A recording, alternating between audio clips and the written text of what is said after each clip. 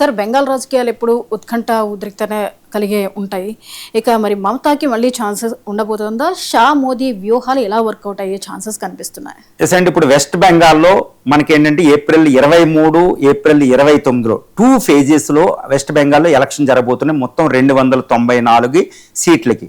ఇప్పుడు మనకి pre poles చూస్తే అసలు వెస్ట్ బెంగాల్లో ఎవరు గెలవబోతున్నారో అనేది చాలా వచ్చే లోక్సభ ఎన్నికల మీద ప్రభావం చూడబోతుంది అనమాట. అందుకే ఎవరు గెలుస్తారు, మమతా బెనర్జీ, సువేందు బెనర్జీ అంటే బీజేపీ అనేది పెద్ద చర్చనీయాంశం. కానీ ఇప్పుడు ప్రీ పోల్స్ మనకు చూస్తే మళ్ళీ మమతా బెనర్జీకే అధికారం సిద్ధించే అవకాశం ఉంది. 4వసారి కూడా మమతా బెనర్జీయే సీఎం అవబోతుంది అనేవి మనకు అక్కడ ఎన్నికల ప్రీ పోల్స్ని బట్టి మనకు తెలుస్తుంది. మరి మోడీ, షాలు ఎంతో పోరాడుతున్నారు.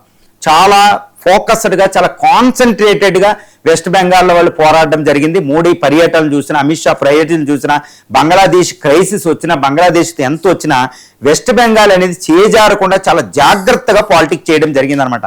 కానీ బీజేపీ చేసిన కొన్ని తప్పులు ఈరోజు తప్పులని చెప్పవచ్చు. లేకపోతే మమతా బెనర్జీ జాగరూకతతో వ్యవహరించిన అద్భుతమైన రాజకీయ తంత్రం ఈరోజు ఆవిడికి విజయాన్ని కట్టబెడుతుందని చెప్పవచ్చు. ఎందుకంటే 4వసారి చీఫ్ మినిస్టర్ అంటే 2011 నుంచి ఆవిడ అధికారంలో ఉంది, ఏది అన్ఎబెటెడ్గా.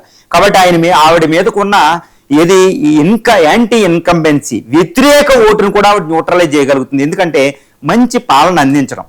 రెండోది ఏంటంటే ఇప్పుడు మైనారిటీ ఓట్ బ్యాంక్ ఆవిడకి సుస్థిరంగా ఉండడం. ఎందుకంటే వెస్ట్ బెంగాల్లో 27% ఓటర్స్ ముస్లిం ఓటర్స్ ఉంటారన్నమాట. మైనారిటీ ఓట్ బ్యాంక్ ఇవి చాలా జాగ్రత్తగా ఆవిడ కాపాడుకుందనమాట.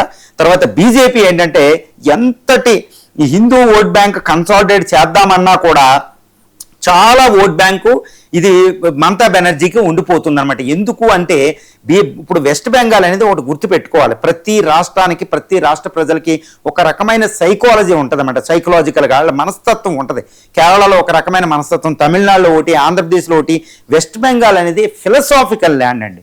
అక్కడ మతతత్వాన్ని ఎక్కువగా మనం అంటగడదామంటే అంత ఈజీ ఏం కాదు. నార్త్ ఇండియాలో మిగిలిన ఉత్తరప్రదేశ్, బీహార్ దగ్గర, ఇటు హిమాచల్ ప్రదేశ్, హర్యానా లాగా అంత ఈజీ ఏం కాదు. అది ఫిలసాఫికల్ ల్యాండ్, గుర్తుపెట్టుకోవాలి. వివేకానంద, రామకృష్ణ పరమహంస అంతకుముందు కూడా ఒక ఫిలసాఫికల్ ల్యాండ్ అనమాట.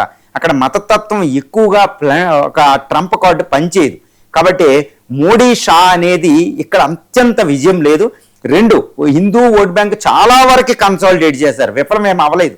మోడీ, షా చాలా వరకు కన్సాలిడేట్ చేశారు. అందుకనే అంతకుముందు కాంగ్రెస్, అంతకుముందు బీజేపీయే లేని స్టేట్లో ఎంతో అద్భుతమైన ఓట్ బ్యాంక్ను అక్కడ తీసుకురావడం జరిగింది. చాలా పెద్ద ఓట్ బ్యాంక్. లాస్ట్ టైం కూడా 48% మమతా బెనర్జీకి వస్తే 38% ఓట్ బ్యాంక్ బీజేపీకి వచ్చింది. కాంగ్రెస్ మిగిలిన కనపడకుండా పోయింది. అసలు సిపిఐ లెఫ్ట్ పార్టీలు ఫోర్ట్రెస్, కొంచెం కోట అయిన స్టేట్లో లెఫ్ట్ పార్టీ లేకుండా బీజేపీ ఓట్ బ్యాంక్ తీసేసుకుందండి. అంటే బీజేపీ చాలా వరకు సక్సెస్ అయింది. కానీ ప్రస్తుతం మాత్రం మమతా బెనర్జీ చాలా ఎడ్జ్ ఉంది. అంతకుముందు 77 సీట్లు వచ్చినాయి, 215 సీట్లు మమతా బెనర్జీకి వచ్చినాయి. కానీ ఓట్ బ్యాంక్ షేర్లో 10% మాత్రమే డిఫరెన్స్ ఉంది.